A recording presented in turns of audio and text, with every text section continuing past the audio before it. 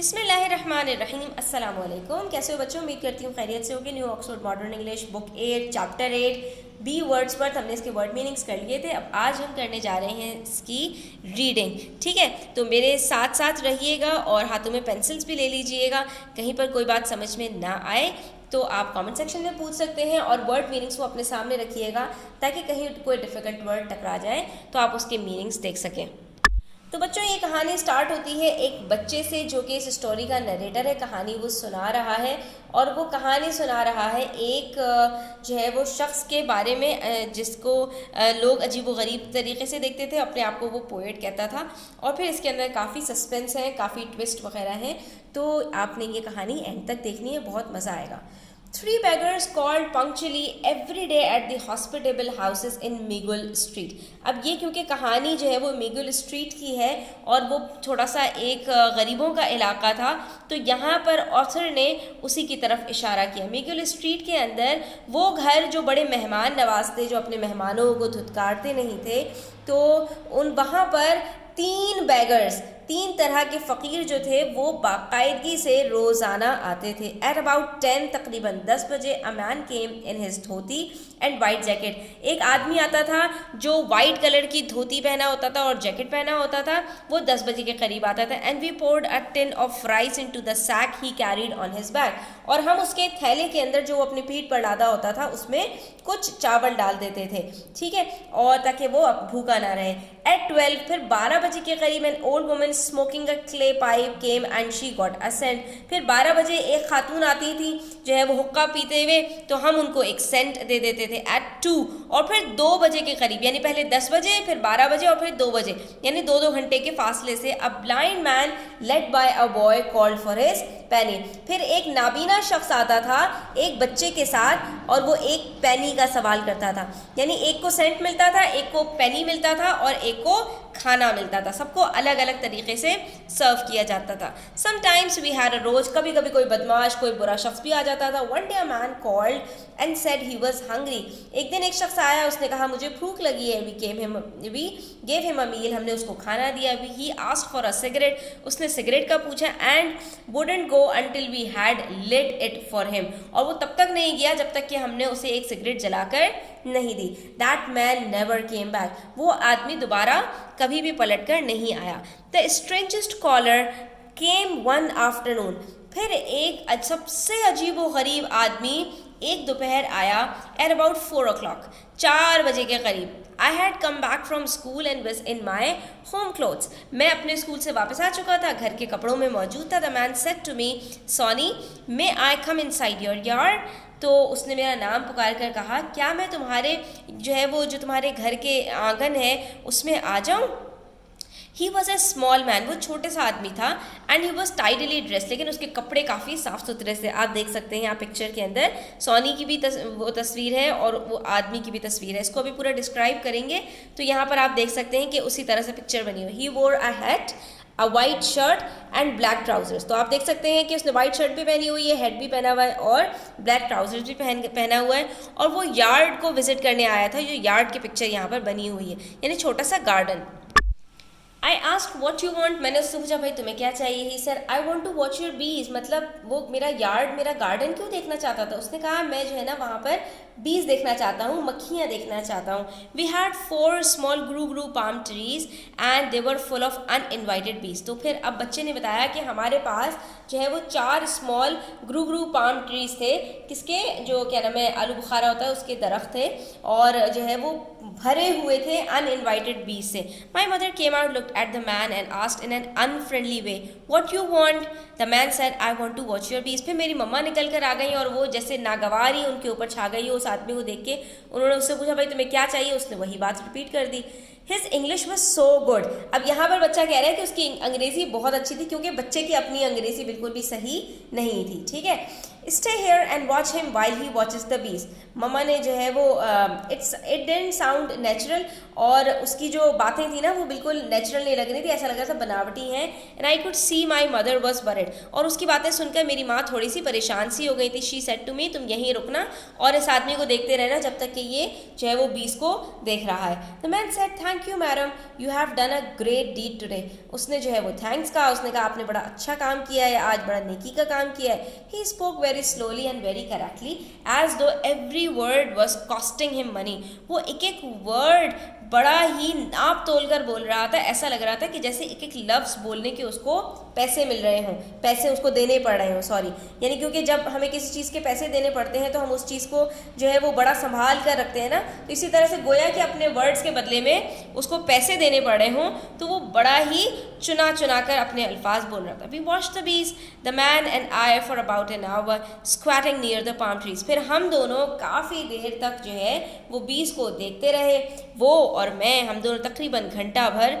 The man said I like watching bees sonny, do you like watching bees. उसने मुझसे पूछा मुझे तो बहुत पसंद है बीज को देखना, क्या तुम्हें भी पसंद है। I said I ant have the time. मैंने कहा जवाब देने के लिए मैंने ये नहीं कहा कि मुझे देखना पसंद नहीं है, बल्कि मैंने कहा कि मेरे पास टाइम नहीं होता। ही शूक हिज हेड सैडली। उसने अपना सर हिलाया अफसुर्दगी से। He said that's what I do, I just watch ants for days. Have you ever watched ants and scorpions and centipedes and congeries? Have you watched those? उसने अपना sir हिलाया दुख से, जैसे उसको किसी बात का दुख हुआ हो, और उसके बाद उसने कहा कि हाँ मेरे पास भी टाइम नहीं होता, लेकिन मैं जो है वो एंट्स भी देखता हूँ। और तुमने कभी एंट्स देखी हैं, और स्कॉर्पियंस जो है वो केकड़े वगैरह, और सेंटीपीड्स कन खजूरे और कन खजूरों जैसी कोई मखलूक, तो क्या तुम ये सब देखते हो। आई शुक माई हेड। मैंने अपना सर हिलाया। Sir What you does do mister? What do you do? इसका मतलब क्या है कि तुम क्या करते हो, मतलब तुम ये सब कुछ क्यों देखते हो, तुम्हारा काम क्या है, तुम्हारा प्रोफेशन क्या है। What you does do का मतलब क्या है, What do you do? What is your profession? He got up and said, अब वो बैठ गया और उसने बताया I'm a poet, मैं तो शायर हूँ। I said a good poet? क्या वाकई तुम बड़े अच्छे पोएट हो। He said the greatest in the world। मैंने पूछा कि तुम अच्छे हो, तो उसने क्या कहा, सबसे अच्छा हूँ सारी दुनिया में, यानी मुझसे ज़्यादा कोई अच्छा है ही नहीं। What's your name, Mr. B. Wordsworth? B for Bill. Black Wordsworth. White Wordsworth was my brother. We share one heart. I can watch a small flower like the morning glory and cry. तो यहाँ पर मैंने ही कुछ बहुत सारे सवालात कर दिए। मैंने पूछा बी का क्या मतलब है, बी वर्ड्सवर्थ का मतलब क्या है, क्या बी का मतलब बिल है या ब्लैक वर्ड्सवर्थ है। और क्योंकि वाइट वर्ड्सवर्थ मेरे ब्रदर का नाम था और हमारा एक ही दिल था, ठीक है। और हम जो है मैं एक फ्लावर को देख रहा था, like the morning glory and cry. I said why you dust cry. अच्छा, यहाँ पर जो है वो बच्चे ने बस इतना ही कहा था बी फॉर बिल। बाकी जो बात है ना ब्लैक वर्ड्सवर्थ, ये जवाब दिया था पोएट ने कि नहीं नहीं बी फॉर बिल नहीं है, बी फॉर ब्लैक वर्ड्सवर्थ है। और मेरे भाई का नाम था वाइट वर्ड्सवर्थ, ठीक है। और हमारा एक ही दिल था, मतलब यानी कि हम यकजान दो कालिब थे, हम बहुत ही क्लोज ब्रदर्स थे। और फिर शायद पता नहीं उसके भाई की डेथ हो गई हो या ये नहीं बताया यहाँ पर, लेकिन यहाँ पर ये कह रहा है कि मैं एक छोटे से फ्लावर यानी नीलोफर जैसा फ्लावर जो होता है उसको ही देखकर बहुत रोता हूँ। I said why you dust cry, why do you cry, तुम रोते क्यों हो। Why boy why, you will know when you grow up, तुम पूछ रहे हो क्यों, तुम जब बड़े हो गए ना तब तुम्हें समझ आएगी। You are a poet too, you know. तो यहाँ पर उसने सोनी को कहा कि तुम भी जो है वो शायर हो, तुम्हें ये बात पता है। And when you are a poet you can cry for everything. और जब आप शायर होते हैं ना तो आपको हर चीज़ पर रोना आता है। तो ये शायरों वाली बातें कर रहे थे आपस में, मतलब वो उसको बता रहा था और बच्चे को भी जो है ना शायरी का वो शौक़ उजागर करने की कोशिश कर रहा था कि तुम्हारे अंदर भी शायरी के जो है वो आप कह सकते हैं जरासीम मौजूद हैं, ठीक है। He said you like your mother. उसने मुझसे अब सवाल पूछा, ठीक है। यहाँ पर मैं हंस जो है वो नहीं पाया उसकी बात पर, मतलब मैं उसको क्या जवाब देता कि वो कैसी बात कर रहा है। लेकिन उसने फिर मुझसे पूछा क्या तुम्हें अपनी माँ पसंद है। व्हेन शी नॉट बीटिंग मी, मैंने कहा जब वो मुझे मारती नहीं है ना तब मुझे पसंद आती हैं, लेकिन जब वो मुझे मारती है तो बिल्कुल भी अच्छी नहीं लगती। ही pulled out a printed sheet from his pocket and said, उसने अपने पैंट की जेब में से एक जो है वो कागज़ का टुकड़ा निकाला। On this paper is the greatest poem about mothers and I am going to sell it to you at a bargain price. उसने मुझे बताया कि इसके ऊपर माओं के बारे में एक पोम लिखी हुई है और मैं तुम्हें एक बार्गेन प्राइस के ऊपर ये तुम्हें दे दूंगा, यानी कि मैं कम कीमत पर दे दूंगा। और क्या कीमत होगी उसकी, फॉर 4 सेंट, सिर्फ 4 सेंट्स लूँगा। I went inside and I said जो है माँ you want to buy a poetry for 4 cents. मैं अंदर गया, माँ से पूछा माँ क्या आज 4 सेंट्स की एक पोइट्री खरीदेंगी। My mother said tell that blasted man to haul his tail away from my yard you hear. माँ थोड़ी गुस्से वाली थी, उन्होंने कहा कि तुम उस फालतू आदमी से कहो कि यहाँ से चलता बने, ठीक है, और मेरे गार्डन से यहाँ से चला जाए। तुमने सुना।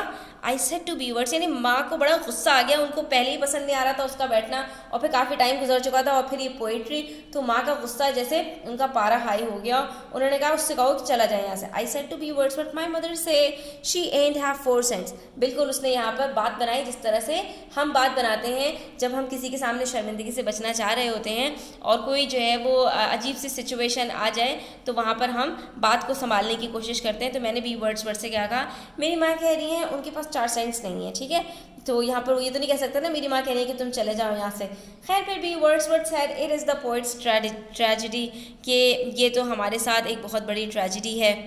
मतलब उसने अफसोस का इजहार किया कि मतलब जो है वो लोग हमें समझने की कोशिश नहीं करते, हम पर गुस्सा करते हैं।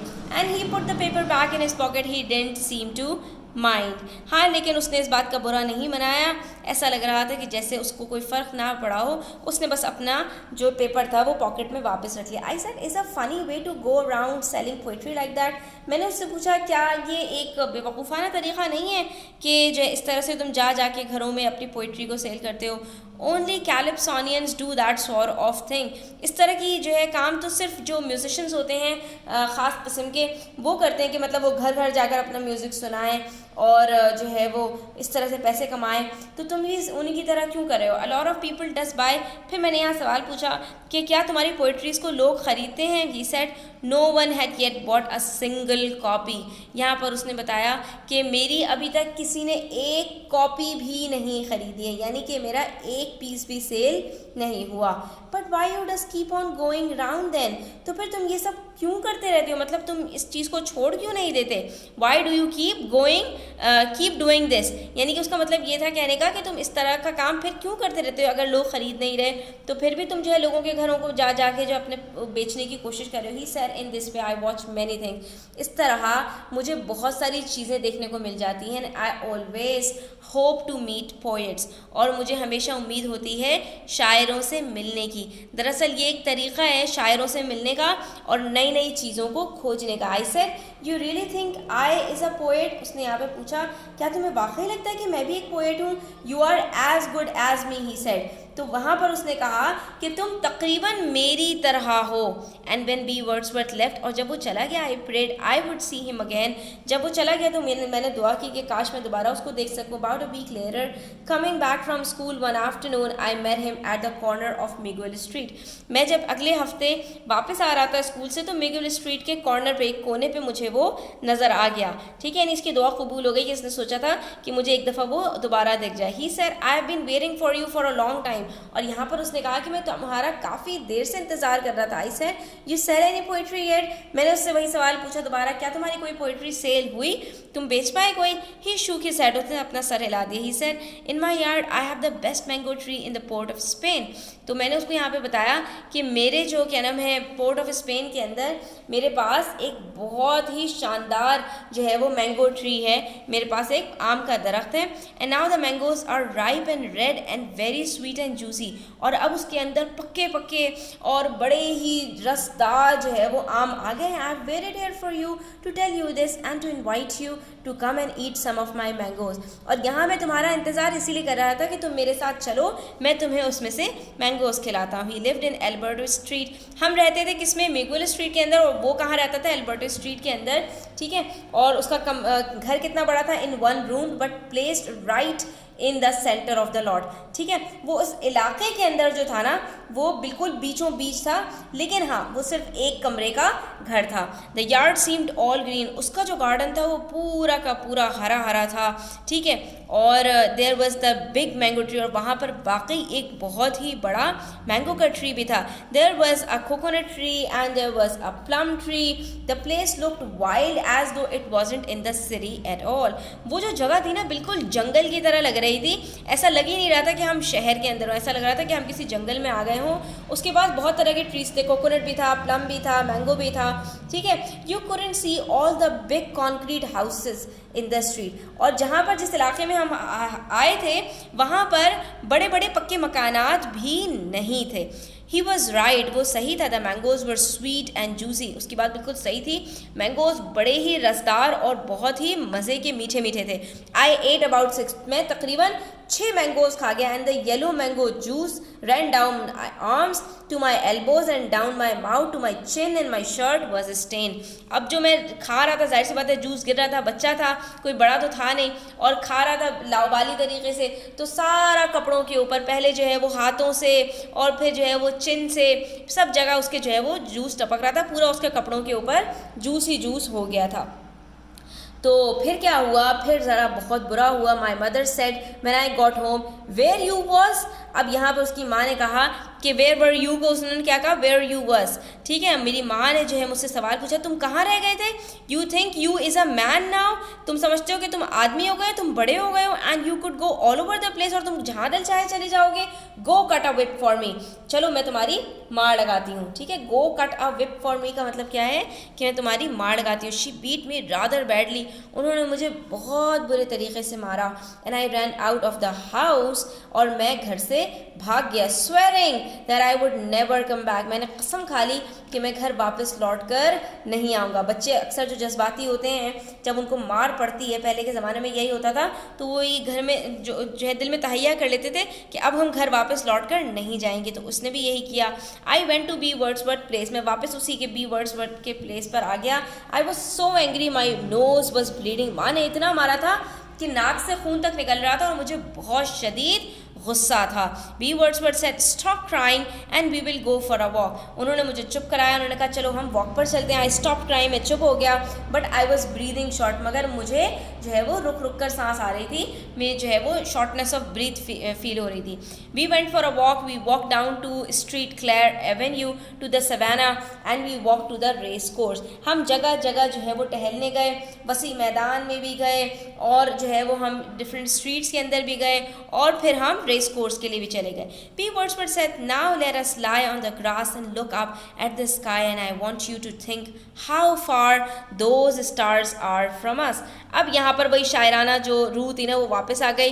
अब ये लेट गए एक जो है वो मैदान के अंदर और वहाँ पर घास के ऊपर जब लेटे तो अब यहाँ पर भी वर्ड्सवर्थ ने इनसे कहा कि चलो तुम लेट जाओ और आसमान की तरफ देखो और मुझे देखकर बताओ कि ये सितारे हमसे कितने दूर हैं। अब स्टूडेंट्स आप सोचिए कि आगे क्या हुआ होगा, तो इंशाल्लाह हम नेक्स्ट वीडियो के अंदर इसके आगे का जो पार्ट है वो डिस्कस करेंगे। आज के लिए इतना ही। आई होप कि आपको मज़ा आया होगा और वीडियो अच्छी लगी हो तो लाइक कीजिएगा, अपने फ्रेंड्स के साथ शेयर कीजिएगा। चैनल को सब्सक्राइब नहीं किया तो सब्सक्राइब करते जाइएगा। अपना ख्याल रखिएगा। अल्लाह हाफ़िज़।